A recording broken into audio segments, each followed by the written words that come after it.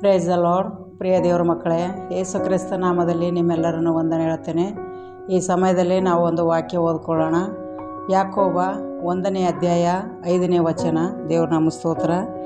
ನಿಮ್ಮಲ್ಲಿ ಯಾವನಿಗಾದರೂ ಜ್ಞಾನ ಕಡಿಮೆಯಾಗಿದ್ದರೆ ಅವನು ದೇವರನ್ನು ಕೇಳಿಕೊಳ್ಳಲಿ, ಅದು ಅವನಿಗೆ ದೊರಕುವುದು. ದೇವರು ಹಂಗಿಸದೆ ಎಲ್ಲರಿಗೂ ಉದಾರ ಮನಸ್ಸಿನಿಂದ ಕೊಡುವವನಾಗಿದ್ದಾನೆ.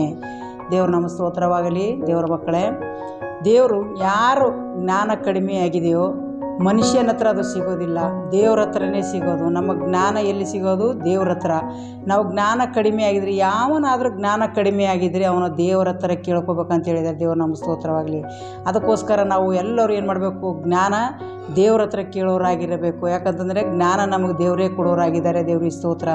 ಬುದ್ಧಿ, ಜ್ಞಾನ, ವಿವೇಕ ಎಲ್ಲಿ ದೊರಕ್ತದೆ? ದೇವ್ರ ಹತ್ರನೇ ದೊರಕ್ತದೆ. ಅದಕ್ಕಾಗಿ ನಾವೇನು ಮಾಡಬೇಕು?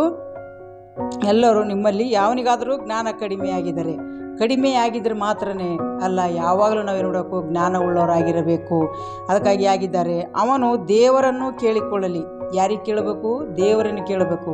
ಜ್ಞಾನ ಕಡಿಮೆಯಾಗಿದ್ದರೆ ದೇವರನ್ನೇ ಕೇಳಬೇಕು. ದೇವರು ಏನು ಮಾಡ್ತಾರಂತೆ? ಎಲ್ಲರಿಗೂ ಉದಾರ ಮನಸ್ಸಿನಿಂದ ಕೊಡುವವರಾಗಿದ್ದಾರೆ. ದೇವ್ರು ನಮ್ಮ ಸ್ತೋತ್ರವಾಗಲಿ. ಅದಕ್ಕಾಗಿ ನಾವೇನು ಮಾಡಬೇಕು? ಹಂಗಿಸದೆ ದೇವ್ರು ನಮಗೇನು ಮಾಡ್ತಾರಂತೆ? ಹಂಗಿಸದೆ ಉದಾರ ಮನಸ್ಸಿನಿಂದ ನಮಗೆ ಜ್ಞಾನ ಕೊಡುವಂಥರಾಗಿದ್ದಾರೆ. ಹಣ ಕೇಳಲ್ಲ, ದುಡ್ಡು ಕೇಳಲ್ಲ, ಏನು ಕೇಳಲ್ಲ. ಅದಕ್ಕಾಗಿ ನಮಗೆ ದೇವ್ರು ಏನು ಮಾಡ್ತಾರಂತೆ? ಹಂಗಿಸದೆ ಉದಾರ ಮನಸ್ಸಿನಿಂದ ನಮಗೆ ಜ್ಞಾನ ಕೊಡುವವರಾಗಿದ್ದಾರೆ. ದೇವ್ರು ನಮ್ಮ ಸ್ತೋತ್ರವಾಗಲಿ. ಜ್ಞಾನ ಎಲ್ಲಿ ದೊರಕ್ತದೆ? ದೇವರ ಬಳಿ ದೊರಕ್ತದೆ. ಅದಕ್ಕಾಗಿ ನಾವು ಯಾವಾಗಲೂ ನಾವು ಬುದ್ಧಿ ಜ್ಞಾನ ಕೊಡು ದೇವ. ನಮ್ಮನ್ನು ಏನು ಮಾಡ್ಬೇಕಂದ್ರೆ ಭೀ ಜ್ಞಾನ ಇಲ್ಲದೆ ನಾವು ಏನು ಮಾಡೋಕ್ಕೂ ಸಾಧ್ಯ ಇಲ್ಲ. ಅದಕ್ಕೋಸ್ಕರ ನಾವು ಜ್ಞಾನ ಉಳ್ಳವರಾಗಿರಬೇಕು. ದೇವ್ರ ಹತ್ರ ಯಾವಾಗಲೂ ಪ್ರಾರ್ಥನೆ ಮಾಡೋರಾಗಿರಬೇಕು. ದೇವ್ರ ಹತ್ರ ಕೇಳೋದಂದೇ ಜ್ಞಾನ.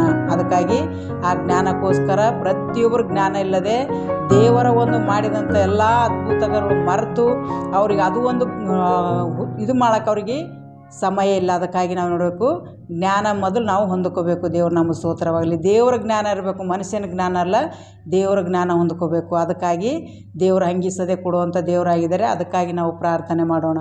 ಪರಿಶುದ್ಧನೇ ಪರಿಶುದ್ಧನೇ ಪರಿಶುದ್ಧಾತ್ಮನೇ ನಿನಗೆ ಸ್ತೋತ್ರ. ಕರ್ತನೆ, ತಂದೆಯಾದ ದೇವರೇ ನಿನಗೆ ಸ್ತೋತ್ರ. ನೀವು ಒಳ್ಳೆಯವನು ರಾಜ, ಒಳ್ಳೆಯದನ್ನೇ ಮಾಡುವಂಥ ಸರ್ವದಾಯಕ ಆಗಿದೆ ಕರ್ತನೆಪ್ಪ.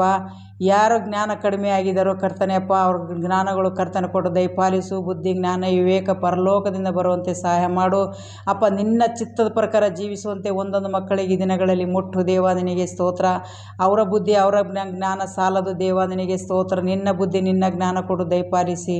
ಪ್ರಪಂಚದಾಗ ಎಲ್ಲ ಮಕ್ಕಳು ಕರ್ತನೆಪ್ಪ, ನಿನ್ನ ತಿಳಿಯದೆ ಅರಿಯದೆ ನಿನ್ನ ಜ್ಞಾನ ಇಲ್ಲದೆ ಕರ್ತನೆ ಜೀವಿಸ್ತದರೆ ಕರ್ತನೆ, ಈ ಲೋಕದ ಅಂಧಕಾರ ಶಕ್ತಿ ಕರ್ತನೆಯಪ್ಪ ಶರಣಾಗಿ ಬದುಕ್ತಾ ಇದ್ದಾರೆ ದೇವ. ನಿನ್ನ ಚಿತ್ತವಂತೆ ಒಬ್ಬೊಬ್ಬರನ್ನು ಮುಟ್ಟಿ ಮಾತನಾಡಿ ಬಲಪಡಿಸಬೇಕೆಂದು ಯೇಸುವಿನ ನಾಮದಲ್ಲಿ ಕೇಳ್ತಾನೆ ತಂದೆ. ಆಮೇನ್. Praise the lord.